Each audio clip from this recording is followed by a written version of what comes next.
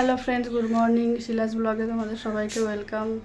তো তোমাদের সাথে আজকে একটা ছোটো ভিডিও শেয়ার করতে চলেছি। তো দেখো তোমরা কীরকম লাগে। তো বন্ধুরা দেখো, আমি রান্নাঘরে চলে আসলাম। তারপর একটুখানি ডিম টোস্ট বানিয়ে নেব। তো রুটিগুলো আগে সেঁকে নেব, তারপরে ডিম আর পেঁয়াজ দিয়ে সামান্য একটু নুন দিয়ে এবারে ডিম টোস্টগুলো তৈরি করে নেব। ডিম টোস্টগুলো হয়ে গেলে চলে যাব দুপুরে রান্না।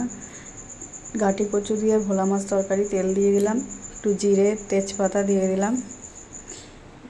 তারপরে গাটি কচুগুলো দিয়ে নুন হলুদ জিরে গুঁড়ো লঙ্কার গুঁড়ো দিয়ে 2 মিনিট মতো নাড়াচাড়া করে যখন এটা একটু ভাজা ভাজা হয়ে যাবে হালকা, তখন এটাতে জল দিয়ে দেব। আর পাশে কিন্তু উচ্ছে আলু ভাজা হচ্ছে। গ্যাসটা মিডিয়াম করে দিয়ে ভাজছি। তো জল দিয়ে 10 মিনিট মতো ঢাকা দেবো।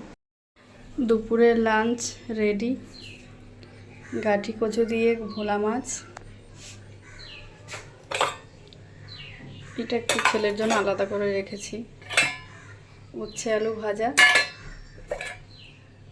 ওইটা কালকের একটা মাছের ঝোল আছে, সাদা ভাত,